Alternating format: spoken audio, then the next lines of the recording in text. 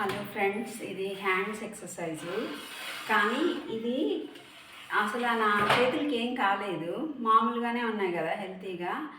అయితే యాక్సిడెంట్ అయ్యి కాళ్ళు ఒకటి ఎఫెక్ట్ అయింది కదా. దీన్ని వన్లో పెట్టి వెయిట్స్ ఉంటాయి కదా, వన్లో పెట్టి కూడా చేయలేకపోయాను. ఉట్టిగా ప్లెయిన్గా వితౌట్ వెయిటే ఇలా చేయగలుగుతున్నా.